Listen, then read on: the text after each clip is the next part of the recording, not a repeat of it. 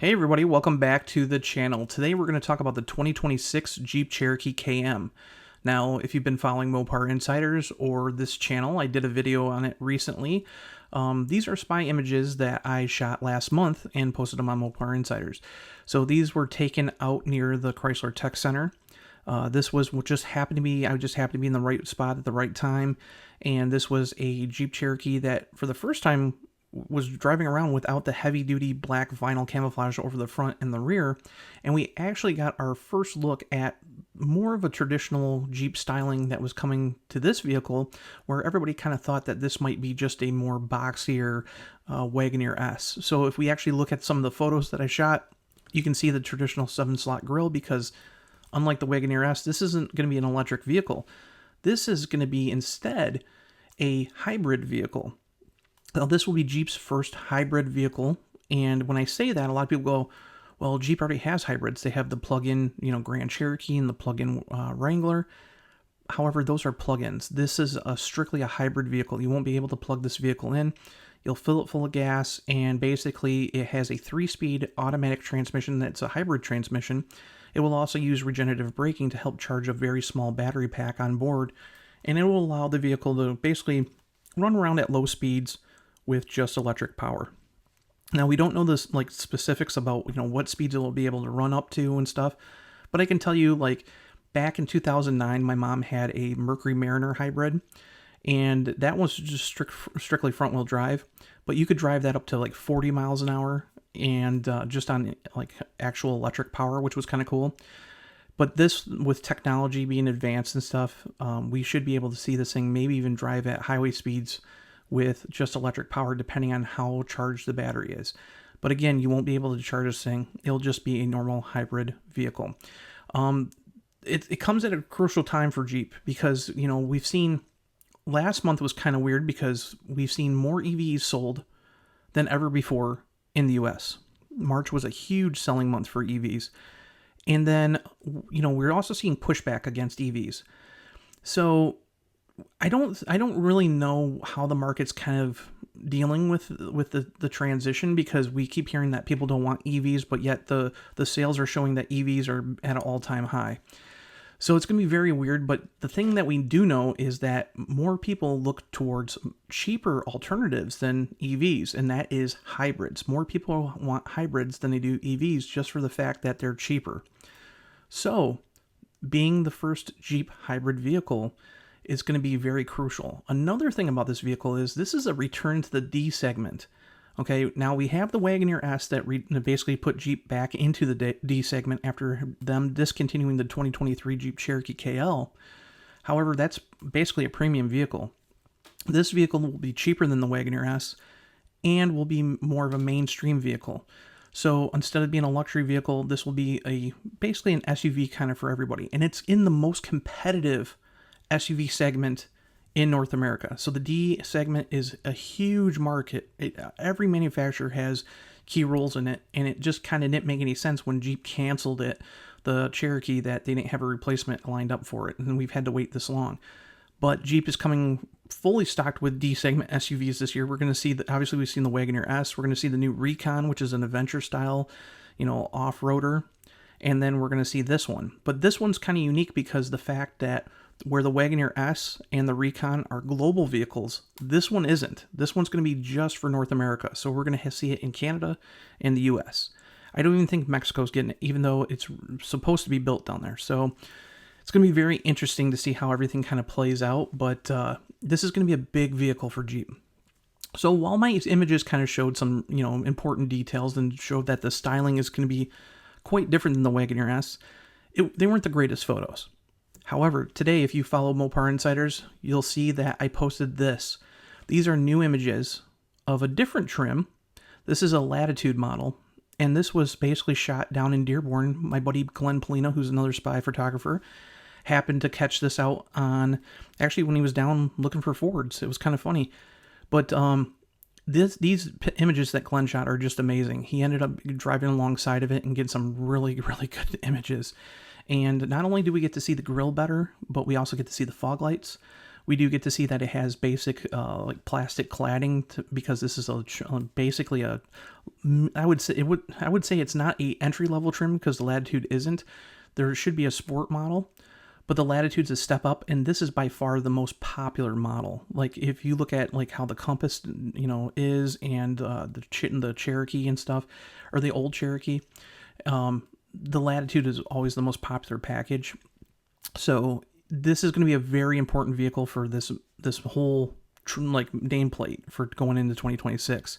So it's good that he caught this. It does share obviously some styling with the Grand Cherokee L, which we actually get to see for the first time. But some of these photos actually show us a little more detail. If we look really in depth, we can kind of see the headlamps sticking through the camouflage a little bit, which is kind of cool. And the big thing is Glenn was able to shoot the interior. So we're actually going to get our first look at the interior of this vehicle. And it does share a lot with the Wagoneer S, but it's actually quite different than the Wagoneer S. So if we look at the vehicle at first, it does look like a traditional Jeep. It's boxier than the outgoing or the last generation Cherokee. We can see that the grille's more up front, like up straight up, kind of like how the Grand Cherokee is. But if you look at the overall vehicle, it does look a little bit longer than the outgoing, or I keep saying outgoing, but the Cherokee KL. It does, like I said, if you look at the side profile, you can see that it's got traditional Jeep styling. It's got the trapezoidal, wheel arches and whatnot.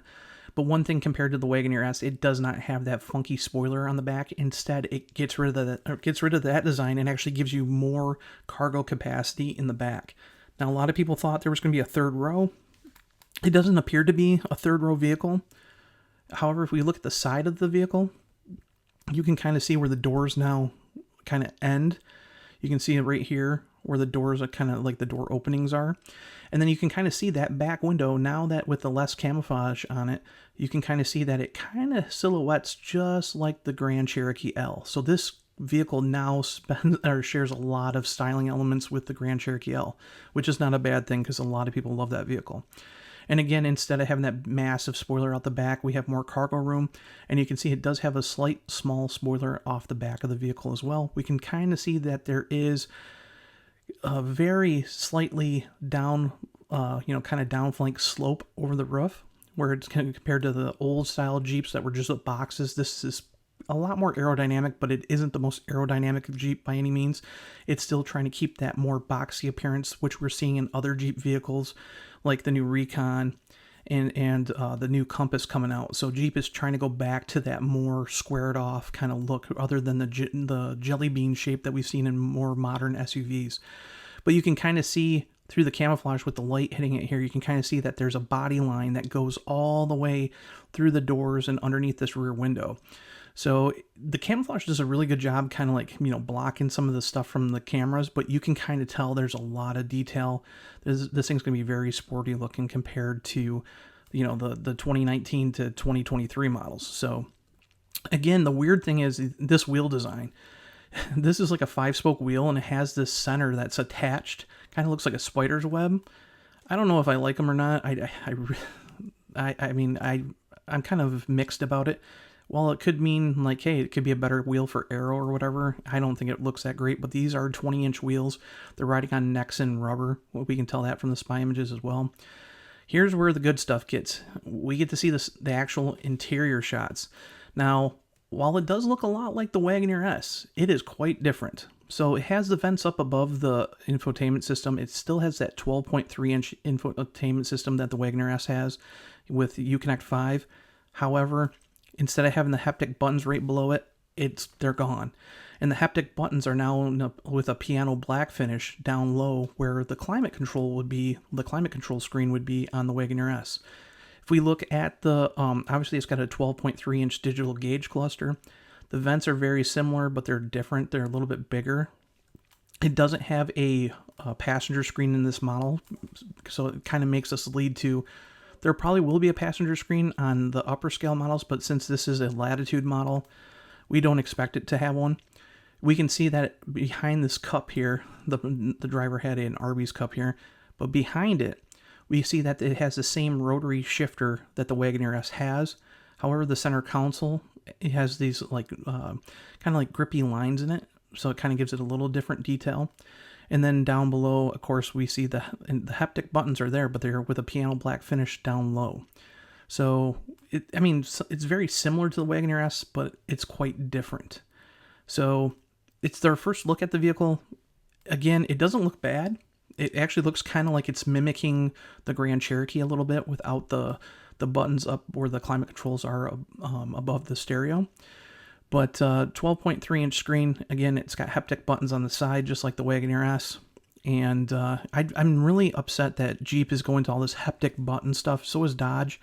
The one thing people absolutely loved for years was the fact that while like Cadillac and all these other companies were going to haptic buttons, Dodge, Jeep, Chrysler, and Ram always stuck to physical buttons. And now we're seeing them get away from it. So we've already seen issues with the Dodge Charger Daytona, the 2024 models, having haptic button problems. So hopefully this one won't have those. I'm not a huge fan of haptic buttons. One of the things that's really upsetting me about this new model.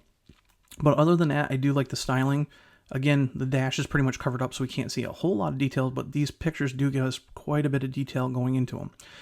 If we look at the front, this is a great shot here. We're actually seeing, for the first time, the grille more exposed, and you can see that Jeep is doing this new element where the 7-slotted grille is, even though it's more traditionally where it was squared before, they're kind of highlighting it with these new indentions around it to give it more of a 3-dimensional shape. And then down low, we can see that there's the adaptive cruise control radar down here with a bigger grille down low.